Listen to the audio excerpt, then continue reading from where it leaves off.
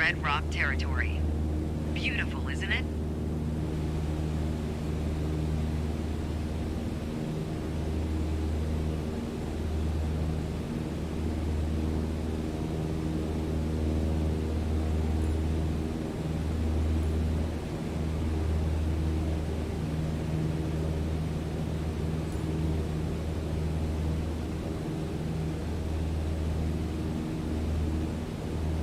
You can spot the Sedona Airport.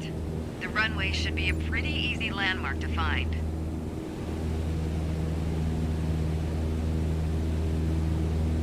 There you go. Visual confirmation on the airport.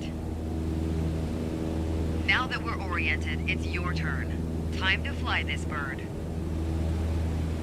The first control on our training list is the yoke.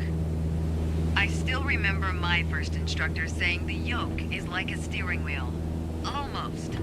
Sure, you can turn, but you can also pitch. For starters, it controls the ailerons. And the ailerons, they allow the plane to roll and bank into turns. Go ahead and try rolling to the right. Nice. Now let's see you level back out.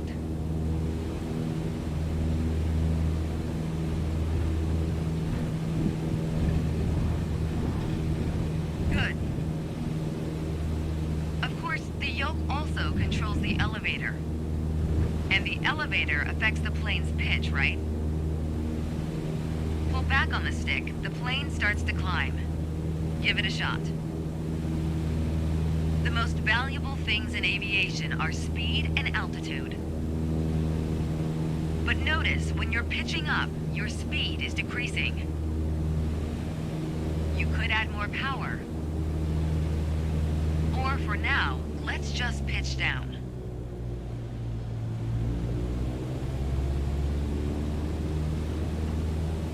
Just like that, your speed's picking up again as the nose pitches down.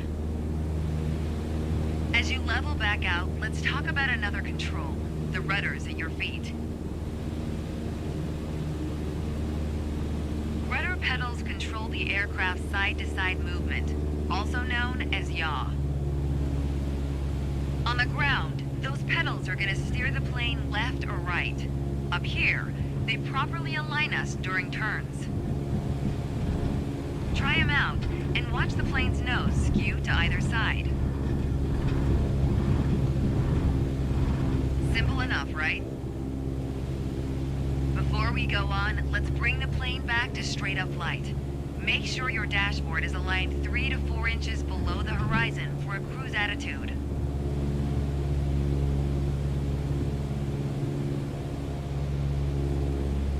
Okay, the last thing we're gonna cover now is the throttle. If you have the need for speed, then the throttle's for you. Full control over the power output of the engine. Let's see what happens when you cut all the power.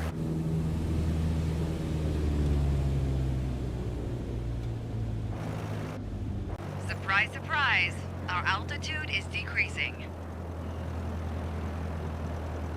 This might be a good time for a piloting PSA. Always keep an eye on your surroundings, because nobody likes a low-flying duck. All right, let's go ahead and throttle back up.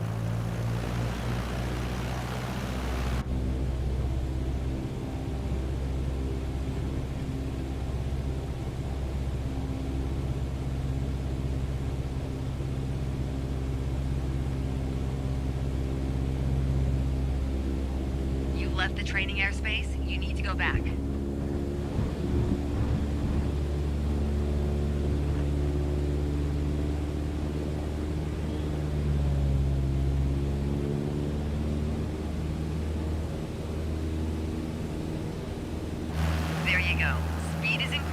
And as long as we maintain the same attitude, our altitude will keep climbing too. You're really getting the hang of your controls. Before long, you won't even need a co-pilot. Until then, if you want help with the radio or checklists or simply flying the plane, I'll be here.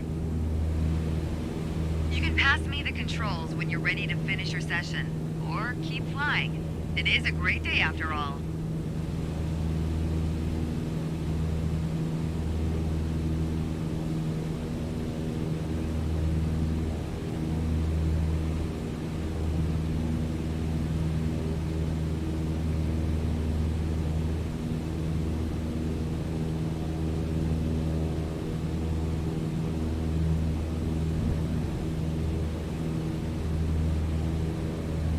All right, I have control. Good job.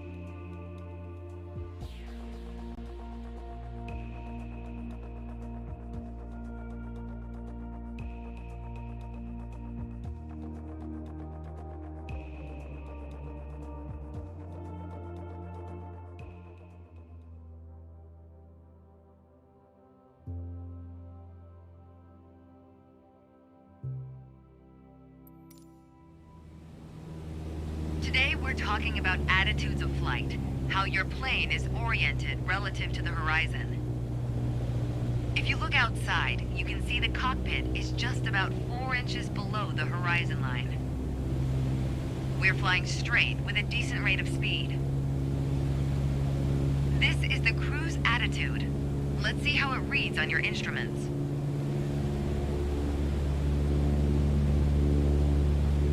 Take a look at the attitude indicator. As the name implies, it shows your current attitude. The white line is the horizon, with the sky above and the ground below. That orange element in the middle, aligned with the horizon, that's your plane.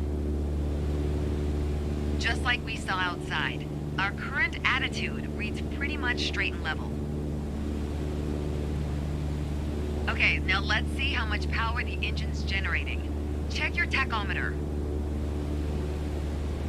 Looks like we're pushing around 2,300 revolutions per minute. Combined, attitude and engine RPMs translate to aircraft performance. Which leads us to your airspeed indicator.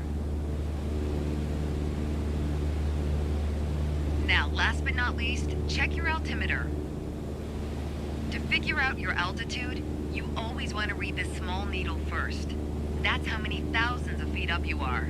Then on to the big needle for the hundreds. With our current attitude and power output, we're holding a speed of 90 knots and a stable altitude of 6,000 feet.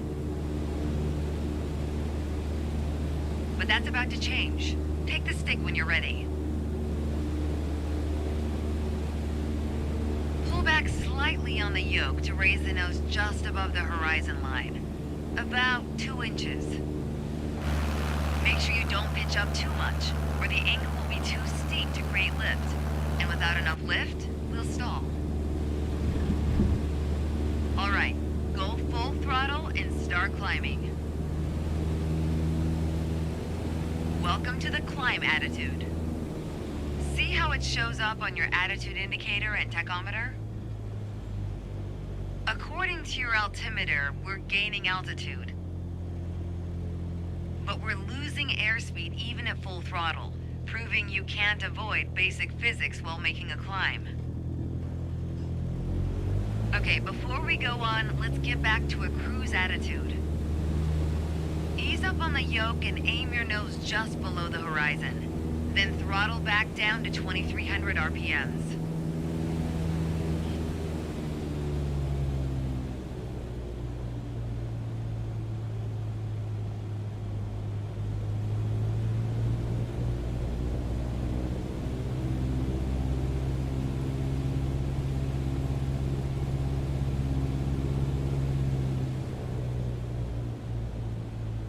Up on the yoke and aim your nose just below the horizon. Then throttle back down to 2,300 RPMs.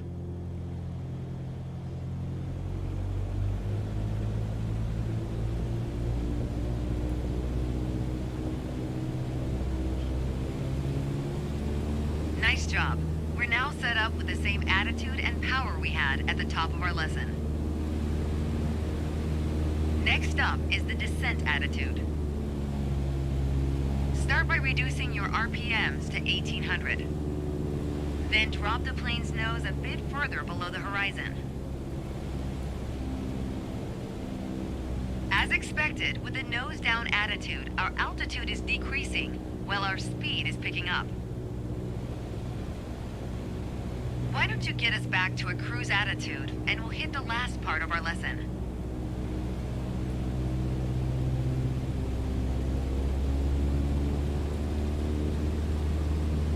There we go. Now that we know how to cruise, climb, and descend, let's talk about the turn attitude. Gently pull the yoke left or right to start rolling the plane.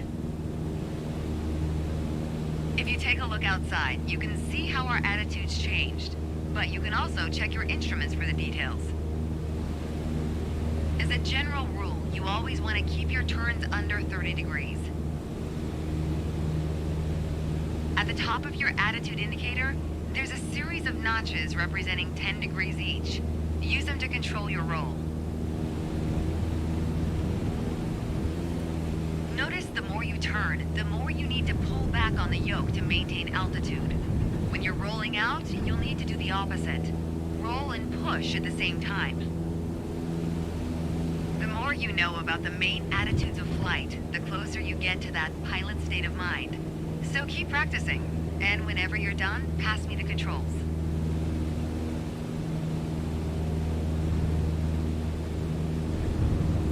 Thanks, I've got control now. Well done.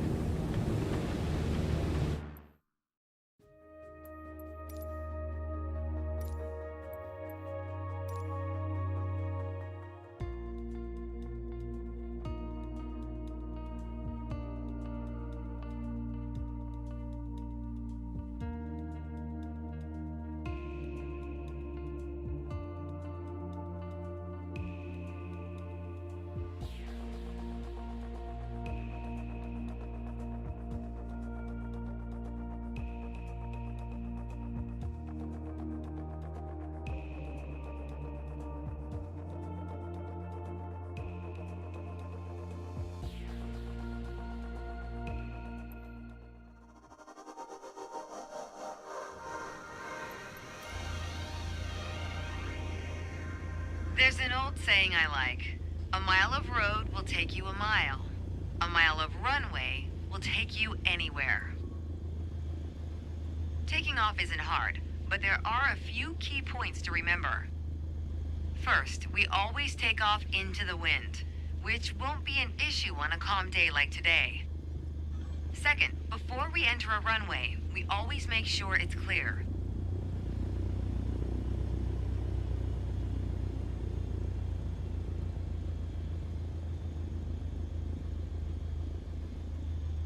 Everything looks good, no cross traffic. Go ahead and taxi into position.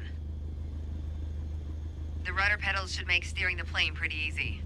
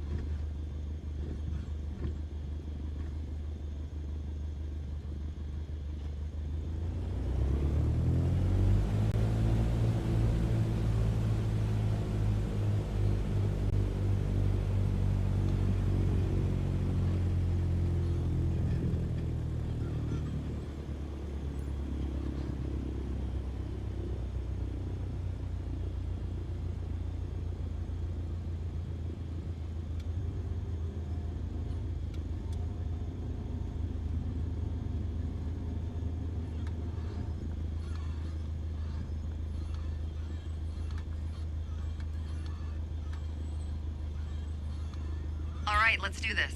Apply full power and I'll walk you through the takeoff as we go.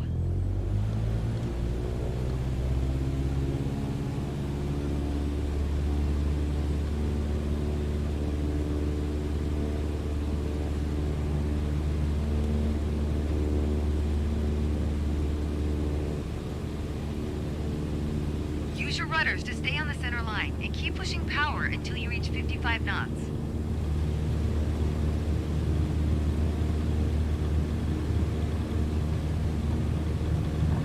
Good. Now gently pull back on the yoke. Line up the top of your instrument panel so it's a couple inches above the horizon. That'll pitch us up and set a good climb attitude.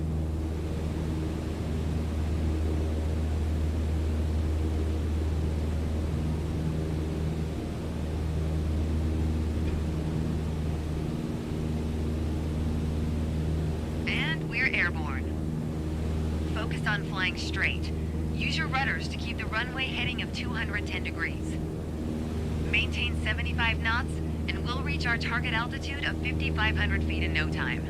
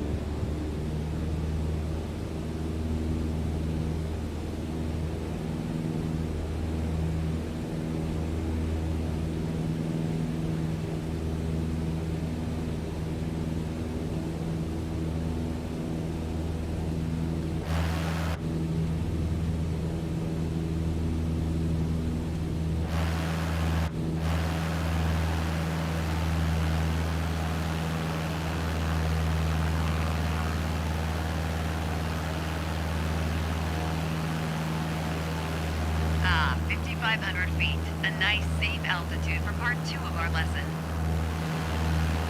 Straight and level flight. First step here is adjusting our attitude. We're in a cruise attitude, pushing max power. To stay level at our target altitude, let's start by easing the throttle back to 1,800 RPMs.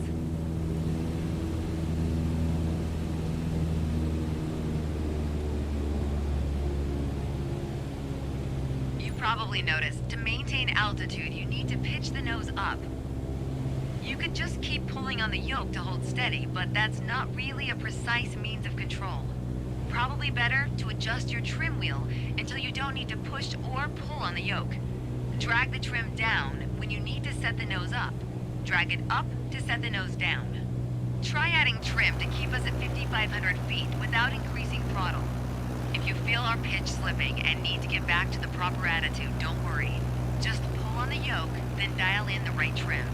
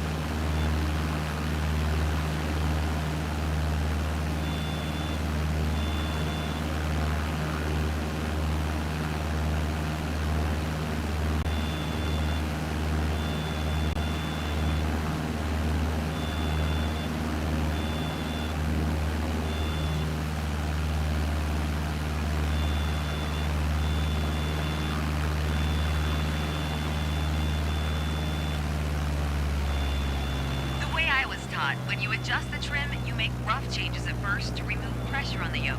Then small adjustments to find the perfect setting to keep your desired attitude. That's the key to straight and level flight. It saves you from constantly pushing or pulling on the yoke. And that gives you more time to enjoy the ride. If you want more practice using the trim, go for it. Whenever you're ready to pass the controls, I'll be here.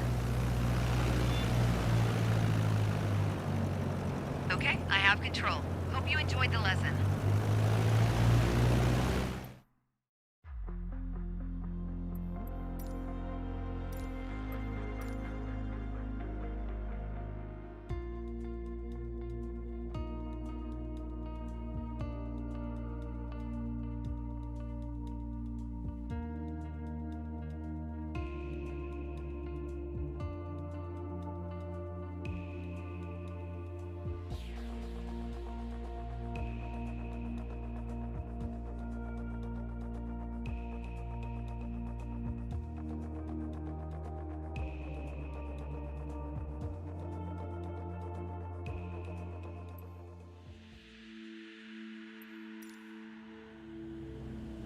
My first instructor used to say, the best part of flying is landing in one piece. The man was a terminal pessimist, but he wasn't wrong. Today, you're in charge of bringing us in for a safe landing. We've got clearance for a straight-in approach, so we don't have to complete the standard traffic pattern. And I've already set us up in landing configuration, at 65 knots with 10 degrees of flaps and idle power. We're on the glide slope now. Maintain speed around 65 knots. Change your pitch if you need to, and keep your aim point on the runway number. When you're targeting the runway number, you want to keep it steady in your sights. If it looks like the number's moving up in your windscreen, you're coming in low. You'll need to add a bit more throttle to get back on the slope.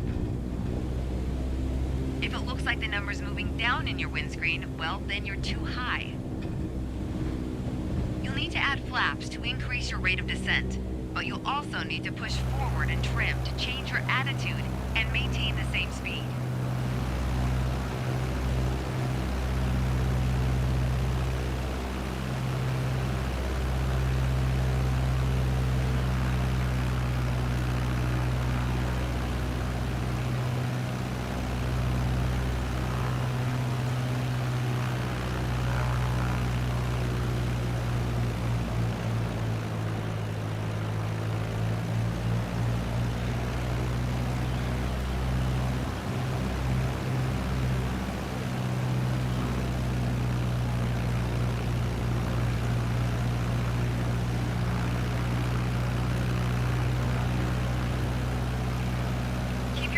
On the runway threshold. When you're 10 feet above the runway, it's time to flare.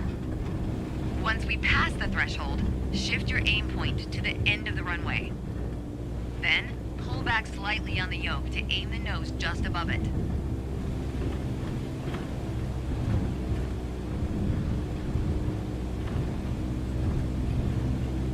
Okay, we're past the threshold. Start the flare.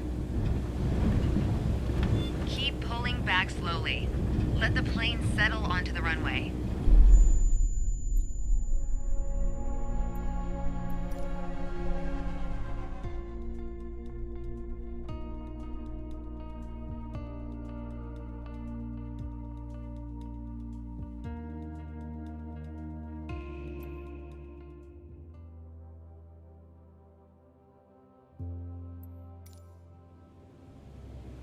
My first instructor used to say, the best part of flying is landing in one piece. The man was a terminal pessimist, but he wasn't wrong. Today, you're in charge of bringing us in for a safe landing. We've got clearance for a straight-in approach, so we don't have to complete the standard traffic pattern. And I've already set us up in landing configuration, at 65 knots with 10 degrees of flaps and idle power. We're on the glide slope now. Maintain speed around 65 knots. Change your pitch if you need to, and keep your aim point on the runway number. When you're targeting the runway number, you want to keep it steady in your sights. If it looks like the number's moving up in your windscreen, you're coming in low. You'll need to add a bit more throttle to get back on the slope. If it looks like the number's moving down in your windscreen, well, then you're too high. You'll need to add flaps to increase your rate of descent, but you'll also need to push forward and trim to change your attitude and maintain the same speed.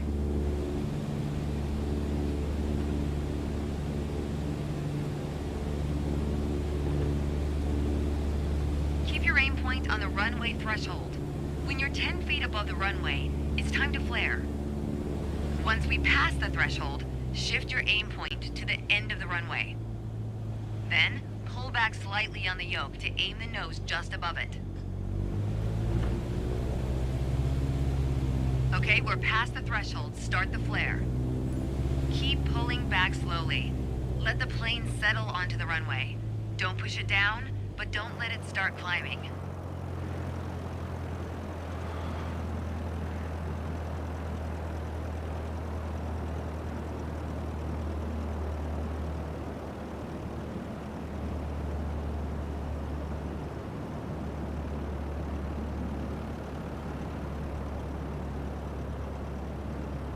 Nice.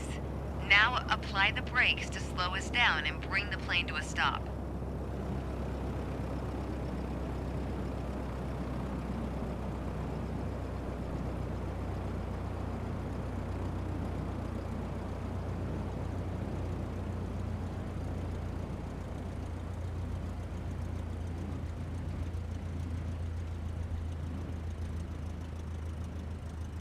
Great job. As they say, any landing you can walk away from is a good landing.